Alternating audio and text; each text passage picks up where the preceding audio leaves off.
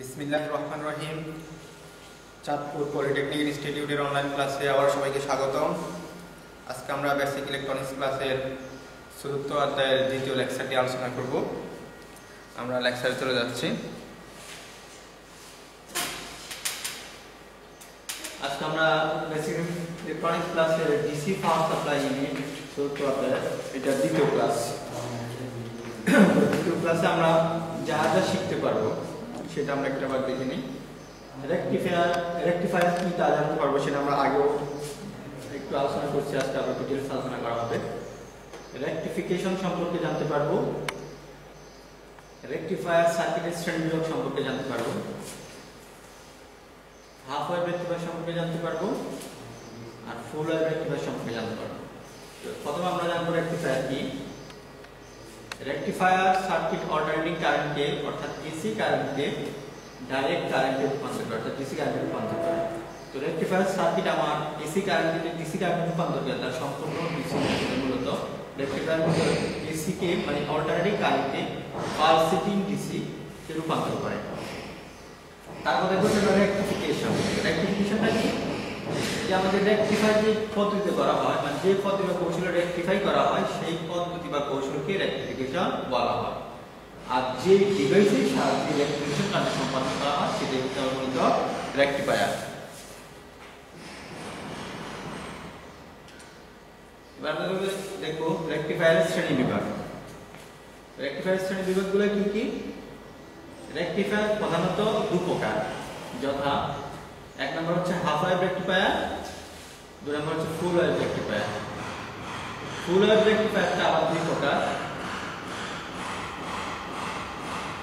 এক হচ্ছে full wave bridge rectifier, দুই হচ্ছে সেন্টার ফুল ওয়েভ রেকটিফায়ার।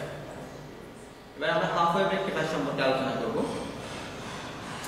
এখানে একটা half wave rectifier circuit diagram দেওয়া আছে। হাফ ওয়েভ রেকটিফায়ার সার্কিট জন্য কি কি লাগবে?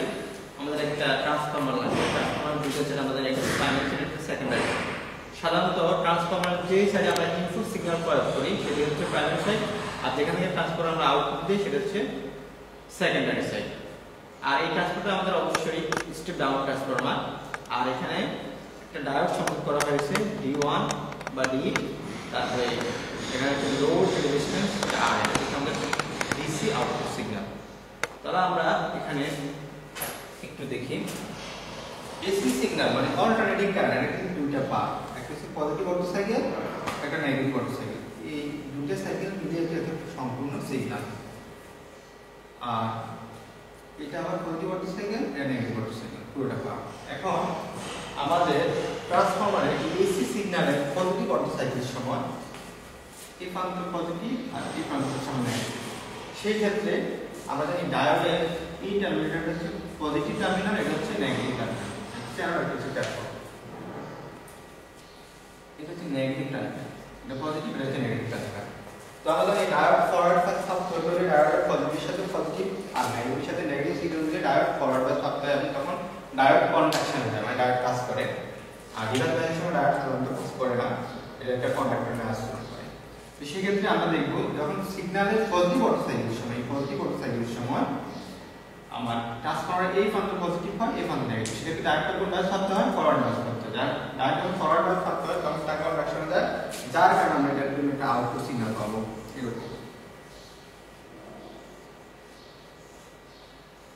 এরকম একটা আউটপুট সিগন্যাল পাবো ডি, আর এখন ডি এর জন্য একটা আউটপুট সিগন্যাল পাবো।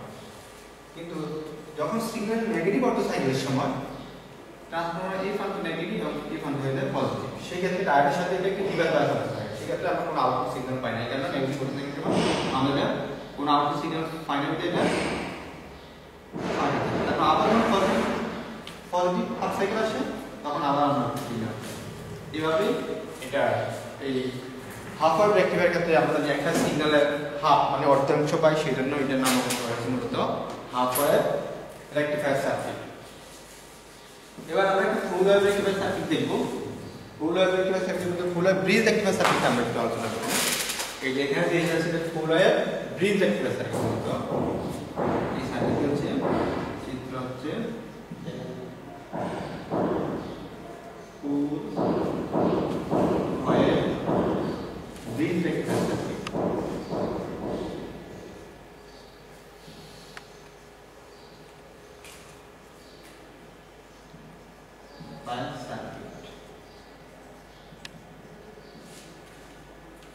ফুল wave bridge rectifier circuit.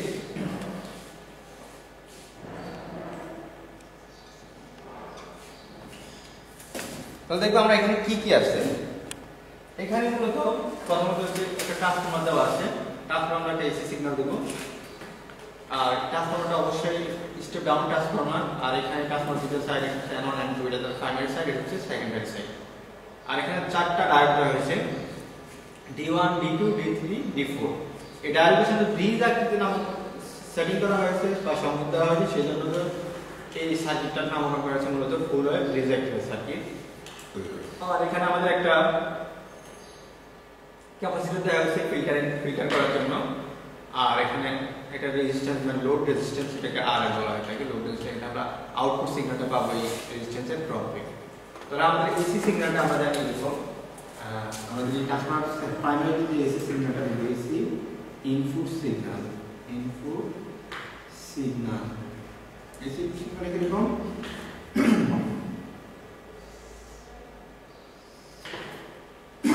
AC সিগন্যালটা অল্টারনেটিং টাইমটা যেটা টাইমের রেসপেক্টেড চেঞ্জ হয়, এটা হচ্ছে পজিটিভ ভোল্টেজ সাইকেল আর negative voltage, positive voltage cycle negative voltage cycle.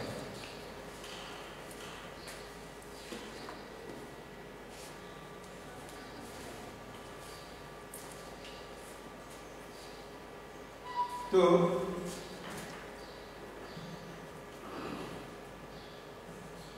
এটা আমরা ফুল ওয়েভটা পাবো, সেই জন্য আমাদের এর নাম করা হয়েছে ফুল ওয়েভ রেকটিফায়ার সার্কিট। আমরা এই টার্মিনালের নাম এ প্রান্ত দিলাম, এই টার্মিনালের নাম বি প্রান্ত। তো আমরা প্রত্যেকটা ডায়োডের টার্মিনালগুলো জানি, এটা হচ্ছে এই ডায়োডের পজিটিভ টার্মিনাল, আর D4 এর এটা হচ্ছে নেগেটিভ টার্মিনাল। D1 এর এই প্রান্ত পজিটিভ টার্মিনাল, এটা নেগেটিভ টার্মিনাল। D3 এই প্রান্ত পজিটিভ, এটা নেগেটিভ প্রান্ত। D2 এই প্রান্ত পজিটিভ আর এই প্রান্তটা নেগেটিভ। তো আমাদের এই এসি ইনপুট সিগন্যালে পজিটিভ অটো সাইকেলের সময় ট্রান্সফরমারের এই প্রান্ত থেকে পজিটিভ, বি প্রান্ত হচ্ছে নেগেটিভ। তাহলে আমার দেখা যাচ্ছে D1 এবং D2 এই দুটি ডায়োড ফরওয়ার্ড বাইস হয়ে থাকে, আর D3 আর D4 এই দুটি ডায়োড আমার রিভার্স বাইস থেকে দ্বারা কন্ডাকশনে যায় না, আর D1 এবং D2 এরা ফরওয়ার্ড বাইস থাকতে হয়, তার মানে এরা কন্ডাকশনে যায়। আর এদের কারণে আমরা একটা আউটপুট পাই, সেটা এরকম। কার জন্য পাই?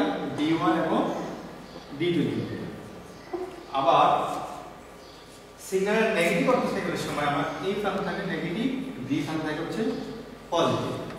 তাহলে আমরা দেখা যাচ্ছে এই এ টার্মিনাল যখন নেগেটিভ, বি টার্মিনাল যখন পজিটিভ, তখন D3 এবং D4 এই দুটো ডায়োড ফরওয়ার্ড বাইস থাকতে হয়, আর D1 আর D2 এগুলো হচ্ছে রিভার্স বাইস থাকতে হয়।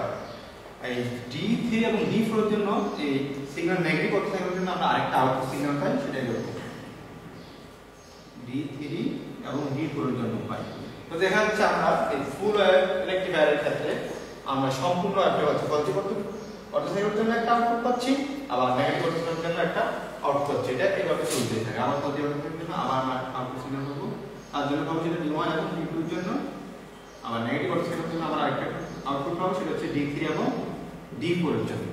সেজন্য এটাতে আমরা পুরোটা ওয়েভ পাই, সেজন্য এটার নামকরণ করা হয়েছে ফুল ওয়েভ ব্রিজ রেকটিফায়ার।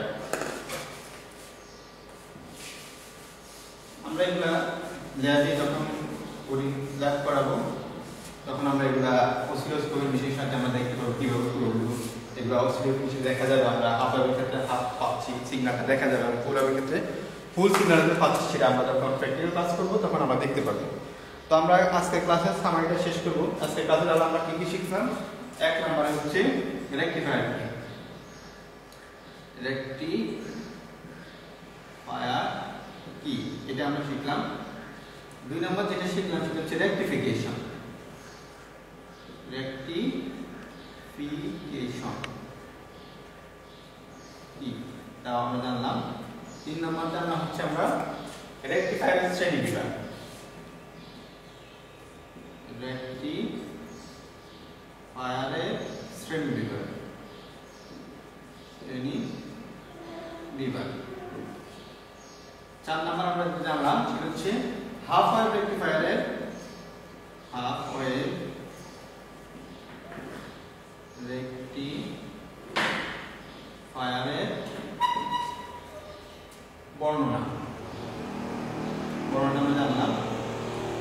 সারফাস এর মানে আমরা ফুল ওয়েভ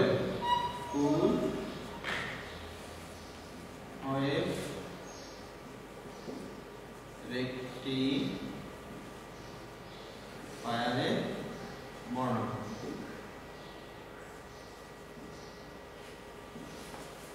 আমরা এই জিনিসগুলা সুন্দর করে হ্যান্ডনোট তৈরি করব আর বাসাতে এগুলা ভালো করে পড়াশোনা করব। আর এগুলো আমি যখন ক্লাস করবে সবসময় বলতেছি, যখন আমাদের ক্লাস স্টার্ট হবে এই করোনাকালীন এটা প্রকোপটা কমে যায়, যখন ক্লাস শুরু হবে তখন আমি হ্যান্ডনোটগুলো নিব এবং এগুলো তোমাদের অ্যাসাইনমেন্ট আকারে মার্ক করব। তো আজকের ক্লাস আমরা এখানে সমাপ্ত করব। বাড়ির কাজটা হচ্ছে আজকে সম্পূর্ণ পার্ট তৈরি, হ্যান্ডনোট তৈরি করবা। আর সবাইকে ধন্যবাদ, সবাই ভালো থাকবা, সুস্থ থাকবে, এই কামনা করে আজকের ক্লাস এখানে সমাপ্ত করলাম।